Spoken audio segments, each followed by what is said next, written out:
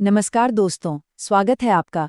आज हम बात करेंगे राजस्थान की उन जीवन रेखाओं की, उन नदियों की जो रेगिस्तान के उस पार एक बिल्कुल अलग ही दुनिया बसाती हैं। अच्छा, जब कोई राजस्थान का नाम लेता है तो सबसे पहले दिमाग में क्या आता है? थार का विशाल रेगिस्तान, ऊंट, रेत के बड़े बड़े टीले, यही सब ना? पर क्या यही पूरी सच्चाई है? क्या इस सूखी जमीन के पीछे कोई और एक अलग ही कहानी छुपी हुई है? जी हाँ, बिल्कुल। रेत के उस पार एक हरा भरा राजस्थान भी है। एक ऐसा राजस्थान जिसे जिंदा रखती हैं यहाँ की शक्तिशाली नदियाँ। और ये सिर्फ पानी की धाराएं नहीं हैं, ये तो इस राज्य की संस्कृति, यहाँ की खेती बाड़ी और लोगों के जीवन की असली धड़कन है। तो चलिए, आज के इस सफर में हम इन्हीं जीवन रेखाओं की गहराई में उतरते हैं। हम चंबल और बनास जैसी बड़ी नदियों को करीब से जानेंगे, उनके पवित्र संगमों का क्या महत्व है ये समझेंगे, और ये भी देखेंगे कि कैसे बड़े बड़े बांध बनाकर इनके तेज बहाव को काबू में किया गया है। तो शुरुआत करते हैं राजस्थान के दो सबसे अहम नदी सिस्टम से, चंबल और बनास। यही वो नदियां हैं जो इस प्रदेश की खुशहाली का असली आधार हैं। सबसे पहले बात करते हैं चंबल की। देखिए, ये सिर्फ एक नदी नहीं है, ये एक 12 मासी पावर हाउस है, मतलब साल भर बहती रहती है। और यही राजस्थान की सबसे बड़ी और सबसे लंबी नदी भी है। और चंबल का सफर भी इसके नाम की तरह ही बहुत विशाल है। ये शुरू होती है मध्य प्रदेश की विंध्यन रेंज में, जानापाव की हरी भरी पहाड़ियों से। फिर वहां से एक लंबा घुमावदार रास्ता तय करती है और आखिर में उत्तर प्रदेश के इटावा में जाकर यमुना नदी में मिल जाती है। मतलब ये एक सच्ची इंटरस्टेट नदी है जो 3 राज्यों की जमीन को सींचती है। इसकी कुल लंबाई जानते हैं कितनी है? पूरे 1051 किलोमीटर। सोचिए जरा, ये आंकड़ा ही अपने आप में बताता है कि ये नदी कितनी विशाल और इसका सफर कितना शानदार है। चंबल को सिर्फ इसकी लंबाई के लिए ही नहीं जाना जाता, इसके अलग अलग नाम भी हैं और हर नाम के पीछे एक कहानी है। पुराने जमाने में इसे चर्मणवती कहते थे। क्योंकि इस साल भर बहती है तो इसे 12 मासी भी कहा गया, और क्योंकि ये लोगों की बहुत काम आती है तो इसे कामधेनु यानी इच्छा पूरी करने वाली गाय का दर्जा भी दिया। चंबल की एक और बहुत खास पहचान है इसका शानदार चूलिया वाटरफॉल। जरा सोचिए, चित्तौड़गढ़ के भैंसरोडगढ़ में 18 मीटर की ऊंचाई से पानी नीचे गिर रहा है। यही वो जगह है जो इसे राजस्थान का सबसे ऊंचा वाटरफॉल बनाती है। सच में ये नज़ारा ऐसा है कि कोई भी देखता रह जाए। अच्छा, अब आते हैं बनास नदी पर। इसकी अपनी एक बिल्कुल अलग पहचान है। पता है क्या? ये राजस्थान की वो सबसे लंबी नदी है जिसका पूरा का पूरा सफर शुरू से लेकर आखिर तक सिर्फ और सिर्फ राजस्थान के अंदर ही होता है। बनास निकलती है राजसमंद जिले में खमनौर की पहाड़ियों से। वहां से ये मेवाड़ और मालपुरा करौली के ऐतिहासिक मैदानों से गुजरती है और आखिर में सवाई माधोपुर के पवित्र रामेश्वरम घाट पर जाकर अपनी बड़ी बहन यानी चंबल नदी से मिल जाती है। कह सकते हैं कि इसका पूरा जीवन राजस्थान को ही समर्पित है।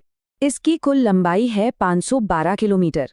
हाँ, ये चंबल से तो छोटी है, लेकिन जैसा हमने कहा, पूरी तरह से राज्य में बहने वाली सबसे लंबी नदी होने के नाते इसका महत्व बहुत ज्यादा है। और बनास के नाम भी बड़े खूबसूरत हैं। इसे वन की आशा या वड़ाशा कहते हैं। ये नाम ही बताता है कि इस इलाके की हरियाली और इकोलॉजी के लिए ये कितनी जरूरी है। इसे वशिष्ठी भी कहा जाता है, जो इसे एक पवित्र दर्जा देता है। देखिए, जब नदियां मिलती हैं ना, तो वो सिर्फ जमीन पर एक निशान नहीं छोड़ती, वो आस्था और संस्कृति का भी संगम बनाती हैं। ऐसी ही एक पवित्र जगह होती है त्रिवेणी संगम, और इस मामले में बनास नदी सचमुच में बहुत खास है। तो त्रिवेणी संगम मतलब वो पवित्र जगह जहां 3 नदियां आकर मिलती हैं। और बनास नदी की सबसे बड़ी खासियत यही है कि ये अपने सफर में 1 या 2 नहीं, बल्कि पूरे 3 त्रिवेणी संगम बनाती है। ये चीज राजस्थान की किसी और नदी में देखने को नहीं मिलती। ये संगम राजस्थान के अलग अलग कोनों में हैं। पहला है भीलवाड़ा के बिगोद में, जहां बनास, बेड़च और मिनाल मिलती हैं। दूसरा है टोंक के राजमहल में, जहां बनास का संगम खारी और डाइस से होता है। और तीसरा और आखिरी संगम होता है सवाई माधोपुर के रामेश्वरम घाट पर, जहां बनास, चंबल और सीप नदियां एक हो जाती हैं। इन नदियों का बहता पानी सिर्फ देखने में ही खूबसूरत नहीं है, इंसानों ने अपनी जरूरतों के लिए इस बहते सोने को साधा भी है। जिससे बिजली बनती है और खेतों तक पानी पहुंचता है। चलिए देखते हैं ये कैसे किया गया। इसका सबसे बड़ा उदाहरण है विशाल चंबल वाली प्रोजेक्ट। ये राजस्थान और मध्य प्रदेश का एक जॉइंट प्रोजेक्ट है।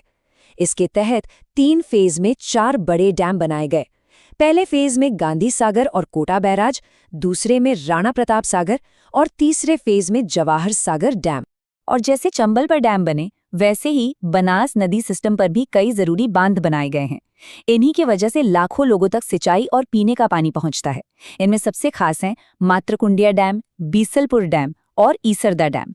ये इस इलाके की असली लाइफलाइन है। अच्छा, वाटर मैनेजमेंट की बात चली है तो करौली के पांचना डैम का जिक्र करना तो बनता है। ये अपने आप में एक अजूबा है। ये गंभीर नदी और उसकी सहायक नदियों पर बना है। और पता है, ये पूरी तरह से मिट्टी से बना राजस्थान का सबसे बड़ा डैम है। ये दिखाता है कि पानी बचाने के लिए राज्य में कितने अलग-अलग और अनोखे तरीके अपनाए गए हैं। यहाँ एक नज़र में दोनों बड़ी नदियों के साइज का फर्क साफ दिखता है। एक तरफ है चंबल, 1051 किलोमीटर लंबी एक विशाल इंटरस्टेट नदी, और दूसरी तरफ है बनास, 512 किलोमीटर की लंबाई के साथ पूरी तरह से राजस्थान को समर्पित सबसे लंबी नदी। तो आखिर में सबसे जरूरी बात यह है कि ये नदियां सिर्फ पानी का बहाव नहीं हैं, ये राजस्थान की खेती के लिए अमृत हैं, करोड़ों लोगों के पीने के पानी का जरिया हैं और एक बहुत ही खूबसूरत इकोसिस्टम का आधार हैं। ये सचमुच में इस प्रदेश की असली जीवन रेखाएं हैं। ये सारी बातें हमें एक बहुत जरूरी सवाल पर लाकर खड़ा कर देती हैं। आने वाले समय में जब पानी की मांग और बढ़ेगी, तब हम विकास की जरूरतों और इन कीमती प्राकृतिक धरोहरों को बचाने के बीच एक बैलेंस कैसे बना पाएंगे? ये एक ऐसा सवाल है जिस पर हम सबको सोचने की जरूरत है।